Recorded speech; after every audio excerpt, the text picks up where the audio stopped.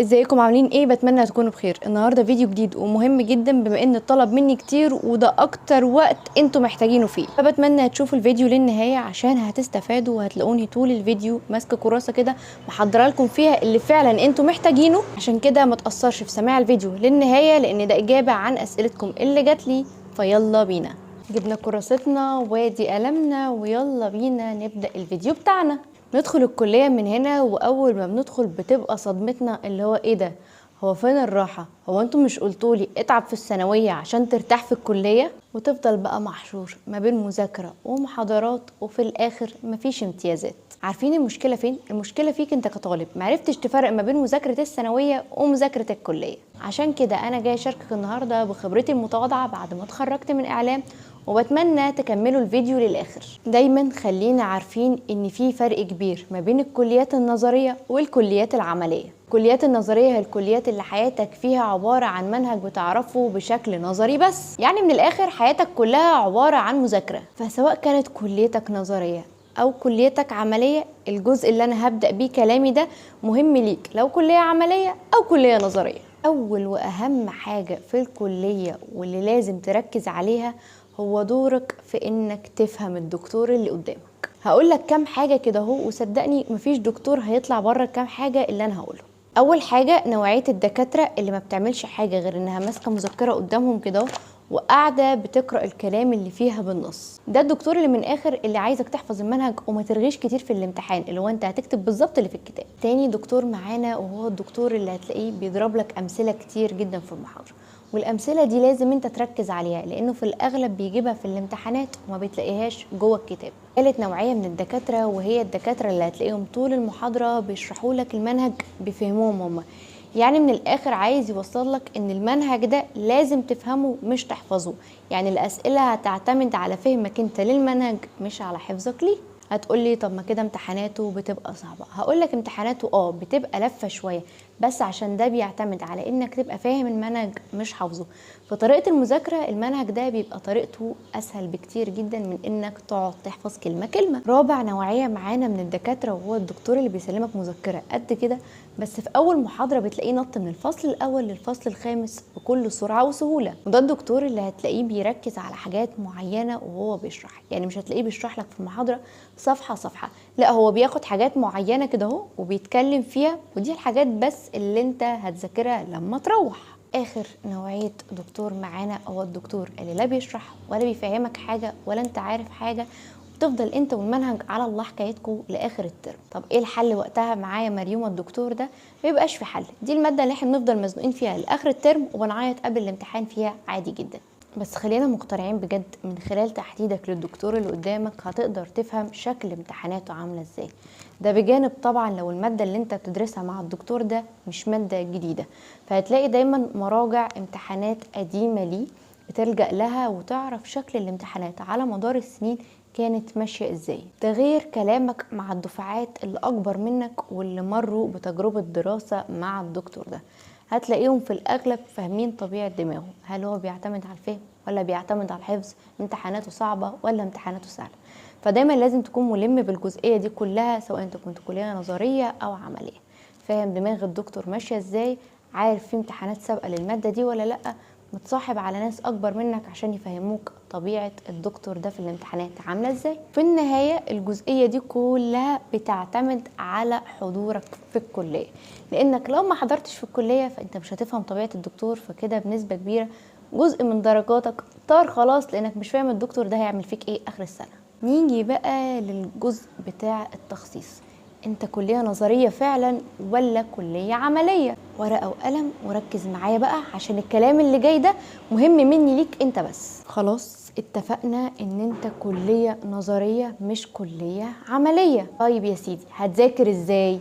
فكرة انك بتفهم من الدكتور ولا لأ دي بالنسبة لي مسألة نسبية، يعني في ناس بتفهم من الدكتور وناس تلاقيها متفقة ان الدكتور ده مفهموش منه حاجة، فانا هسيبني من فكرة انك تفهم من الدكتور ولا لأ وهعتمد عليك كشخص. اول حاجة انا عايزاك كطالب تكون فاهم نفسك، انت عارف انت بتحب تذاكر ازاي، فعلى حسب بقى ترتيبك للوقت معايا هنبدأ نجزأ المنهج. انت كليه نظريه، يعني كلها دش بمعنى اصح، لازم تذاكر من اول السنه عشان لو رقمت هتتزنق زنقه الكلاب والتقدير هيبقى بذمه الله. فمن اول محاضره كده هتحضرها مع الدكتور وهيشرح لك اول حاجه انت هتبدا تجزأ الجزئيه دي مع نفسك في البيت. هنبدا نذاكرها ازاي؟ هنبدا نذاكرها بفهم مش حفظ. ازاي بفهم بقى يا مريومه؟ هقول لك يا سيدي ازاي. اي كان الفصل او الصفحات اللي انت خدتها مع الدكتور، هشوف الصفحات ماشيه ازاي. هل هي الصفحات متقسمه، يعني جزء مفاهيم جزء خصائص جزء عناصر، ولا الصفحه كلها داخله في بعض؟ فلو داخله في بعض الصفحات كلها او الكلام كله مش متقسم لفقرات، هتبدا انت تقسمه لفقرات. دايما هيبقى معاك كده زي ورق صغير اللي هو ستيكي نوت، ومعاك القلم. بتخلص اول فقره كده اهو قريتها فهمتها، تبدأ كده جنب الفقرة دي بتكتب الفقرة دي بتتكلم عن 1 2 و3. خلاص بتبقى المعلومة ثبتت في دماغك وانت فهمت الجزئية دي ماشية ازاي. وهكذا تبدأ واحدة واحدة تقسم الفصل او الصفحات معاك بالفهم. ده بيتكلم عن 1 وده بيتكلم عن 2 وده في كذا وده في كذا وده في كذا، بالقراية والفهم. خلصت خلاص الفصل او عدد الصفحات اللي الدكتور مديهم لك، هتيجي في الاخر وهتكتب كده في اخر كام صفحة انت طلعت بايه من الفصل ده. او عموما الفصل ده لو حد قالك الفصل الاولاني ده بيتكلم عن ايه، تبقى عارف ايه اهم العناصر فيه. ومش هقولك هتكتب ده بالنص، يعني مش بطريقة علمية بحتة، انا عايزة كل ده معتمد على فهمك انت او اللي طلعت بيه من الفصل ده. من خلال تقسيمتك للمنهج بتاعك هتيجي كده قبل امتحانات لما نقعد بقى وناخد 5 جد، هتلاقي نفسك اغلب المنهج انت خلاص شبه حافظه. ليه؟ لان جزء كبير من حفظك لحاجة هو انك فهمتها بشكل كويس وعرفت تقسمها. فهتيجي كده في اخر الترم سواء كنت خدت فصل او 2 او 3 او 10، مش هيبقى فارق معاك لانك خلاص جزأت المنهج وعارف كل فصل بيتكلم عن ايه.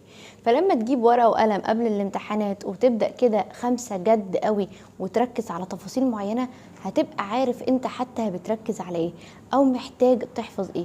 ما انت خلاص مثلا الفصل الاول انت مقسمه، فعارف ايه الحاجات اللي عندك في الفصل ده محتاج تحفظها، شوية عناصر شوية خصائص شوية مفاهيم، خلاص دول الحاجات اللي انا محتاج فعليا احفظهم بشكل كويس. ومن خلال فهمك للدكتور فهتبقى عارف حتى ايه الحاجات اللي انت محتاج تركز عليها قوي وتركز بطريقة ازاي. فبالتالي انت هتبقى داخل كده الامتحانات فاهم المادة وكمان حافظها وعارف ايه الحاجات اللي انت استفدت منها فعلا في المادة دي، فهتفيدك عموما بعدين في دراستك، وايه الحاجات اللي انت تطلع من اللجنة خلاص انا مش عايزها تاني. في النهاية اللي انا قلته لك ده لو انت كلية نظرية لو مشيت عليه فعليا والتزمت بيه، فصدقني صدقني هتضمن التقدير بشكل كبير جدا في الكلية. واهم حاجة في اللي انا قلت لك عليه ده انك دايما قبل ما تاخد خطوة فهم او حفظ تبقى قاعد كده وانت في قمة تركيزك مع المادة. يعني من الاخر قبل ما تاخد دايما خطوة المذاكرة لازم تكون مهيئ نفسك ليها عشان ما تبقاش مشتت عنها، فبالتالي هتطلع لا فاهم المادة ولا مذاكرها. طيب يا مريم، ولو انا كلية عملية بقى اعمل ايه؟ علالي بقى يا سيدي، بما اني كنت كلية عملية فكلامي ليك بشكل خاص جدا خلال خبرتي خلال ال4 سنين اللي انا اتهنت فيهم. الكلية العملية دايما تقديراتها بتنقسم ما بين حاجتين، الجزء العملي والجزء النظري. والجزء العملي دايما هو اللي بيسند الجزء النظري، والجزء العملي هو اللي بيسهل عليك الجزء النظري. بس دايما في الكليات العملية بيبقى فيه عبء علينا من نوع مختلف.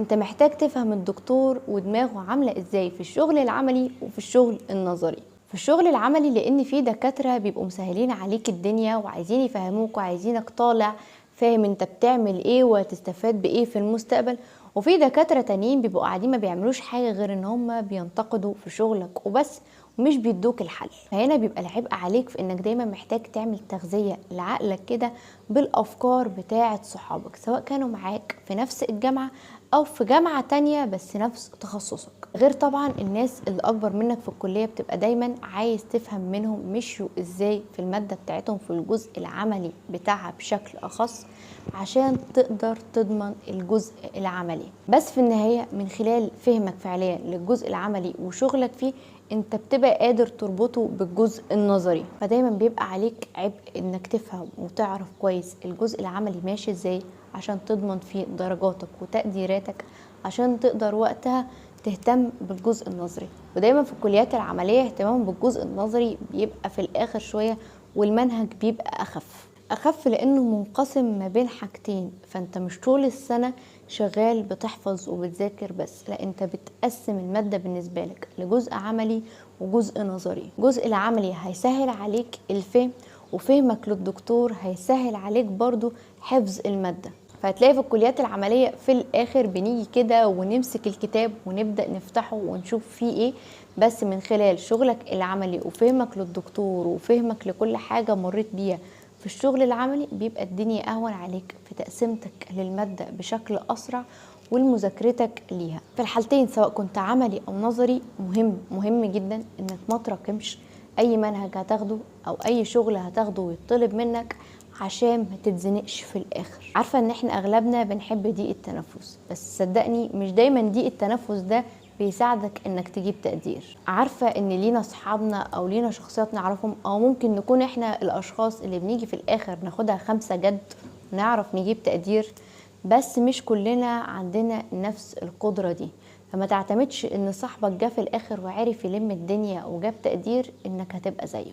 حاول دايما انك تبقى في منطقة الامان عشان ما تجيش في الاخر وتتضايق، خصوصا ان اغلب الكليات لو ما كانش كلها بيبقى التقدير بتاعها تراكمي.